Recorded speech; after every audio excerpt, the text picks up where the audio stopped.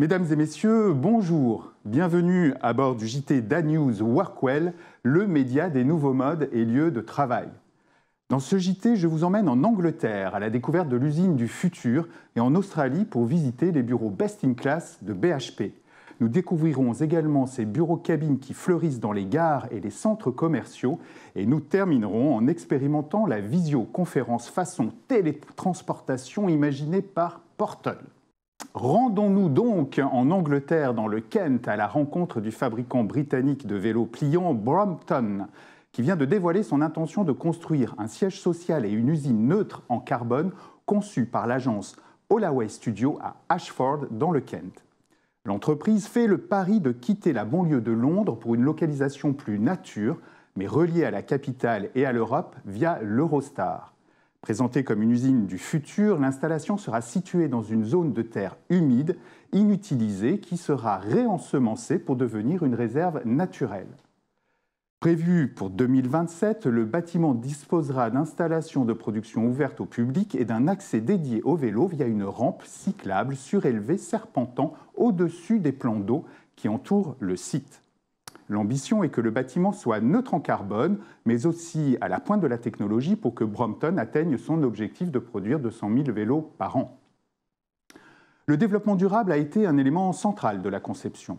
Le bâtiment est ainsi conçu pour optimiser la lumière naturelle et la ventilation, exploiter l'énergie éolienne et solaire, épuiser la chaleur du sol à travers ses pieux de fondation.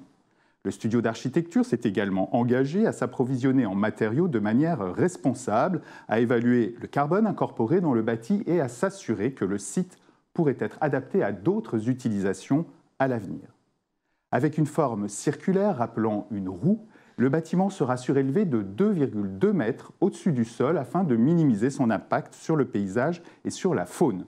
Le bâtiment comprendra un musée, des espaces événementiels, une cantine et une terrasse sur le toit, ainsi que des bureaux et des installations de production pour plus de 1500 employés.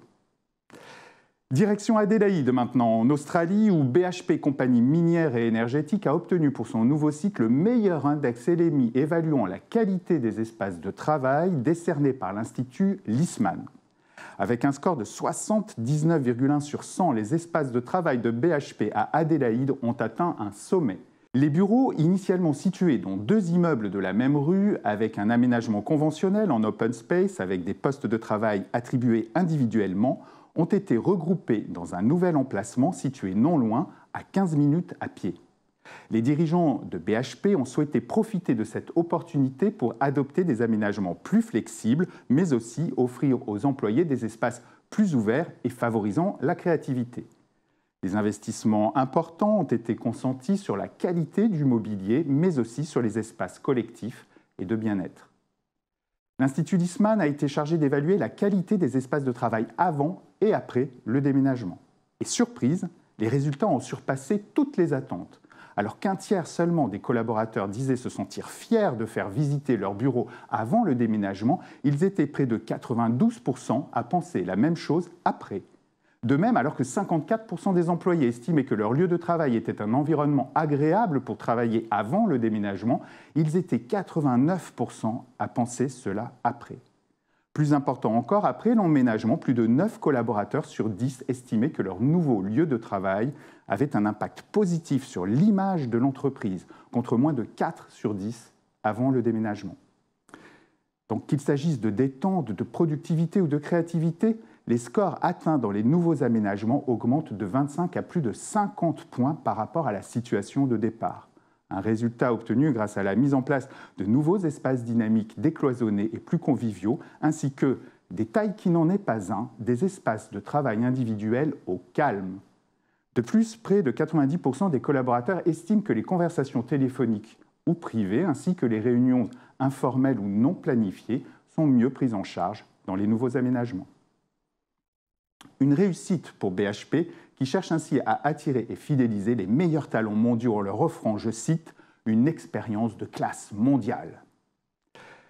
Alors si de nombreuses entreprises réfléchissent à l'évolution de leur lieu de travail, le développement du nomadisme et du télétravail fait apparaître de nouveaux services de location de bureaux à la demande. Certaines sociétés proposent ainsi de louer des espaces de travail pour quelques minutes ou quelques heures en ciblant les lieux de transit faciles d'accès. Elles aménagent des espaces ou installent leurs cabines dans des gares ou des centres commerciaux. C'est le cas, par exemple, de la société Bonport qui propose des salons lounge comme celui de la gare Montparnasse. Un lieu dont les codes flirtent avec l'accueil d'un hôtel de luxe composé de différents espaces.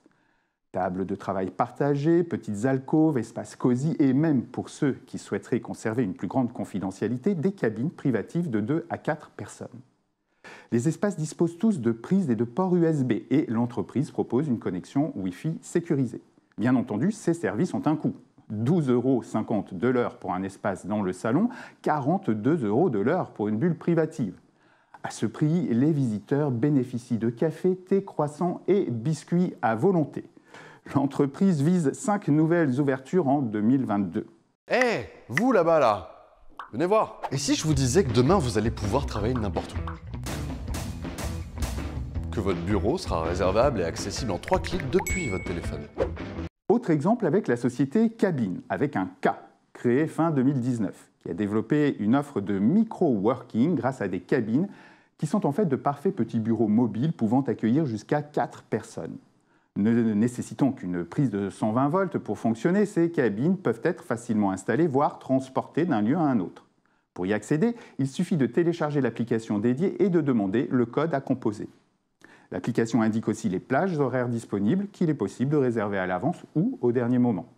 Disposant d'une connexion Internet, ces cabines à l'isolation acoustique très performante peuvent être réservées par tranche de 15 minutes. Pratique pour ceux qui voudraient juste passer un appel dans de bonnes conditions. Une location facturée 3,50 € les 15 minutes, soit 14 € de l'heure. Un tarif élevé pour des télétravailleurs. C'est pourquoi l'entreprise aimerait convaincre les employeurs de prendre en charge ces frais, peut-être via un ticket travail sur le modèle des titres restaurants. L'entreprise envisage par ailleurs de développer des offres d'abonnement pour les clients fréquents. Enfin, détail important, les cabines disposent d'un filtre à air par UVA qui permet l'éradication des microbes présents dans l'air. Tout l'air de la cabine est renouvelé entre chaque séance en 2 minutes 30 et toutes les surfaces à l'intérieur sont traitées grâce à des solutions virucides non invasives. Aujourd'hui, 2 cabines sont disponibles, une au centre commercial SO-Ouest de Levallois-Perret et une dans le hall d'accueil de la mairie du 17e arrondissement de Paris. Une 3e devrait arriver au centre culturel L'Escale, toujours à Levallois-Perret. Pour finir ce JT, je vous propose de découvrir une expérience de visioconférence digne d'un film de science-fiction. La société Portal, une start-up de Los Angeles, commercialise depuis 2020 des caissons de téléportation holographique, pour reprendre l'expression quelque peu exagérée de son fondateur et PDG, David Nussbaum. L'installation ressemble à une cabine téléphonique sans téléphone. Un grand rectangle de métal blanc dont la face avant est entièrement occupée par un panneau de verre. C'est quand la boîte s'allume que la magie intervient.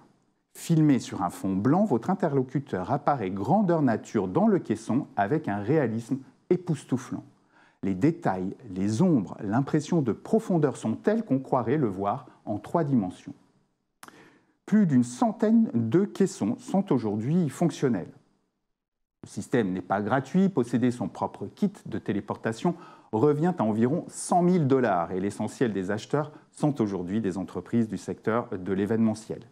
Malgré cela, le concept a connu un succès grandissant pendant la pandémie et suscité des initiatives dans le monde professionnel.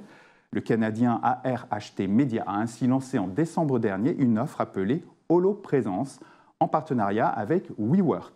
Dans une quinzaine de sites du leader des bureaux partagés, dont un à Paris, près des Champs-Élysées, il sera bientôt possible de se téléporter grâce à des salles de réunion et des studios de tournage spécialement équipés. Portal envisage quant à elle de faire entrer cette technologie chez les particuliers. Son prochain produit, présenté en janvier dernier au CES de Las Vegas, est un mini-caisson d'environ 60 cm de haut. Vendu environ 2 000 $, il devrait être livré à partir de cet été et pourra servir à la vidéoconférence, mais aussi à l'affichage de cours de sport, de jeux vidéo ou d'œuvres numériques NFT. Ce sera tellement mieux que Teams ou Zoom. Allez, votre JT à News Workwell, c'est fini. Je vous donne rendez-vous dans 15 jours pour une nouvelle bouffée d'inspiration. D'ici là, portez-vous bien. À bientôt.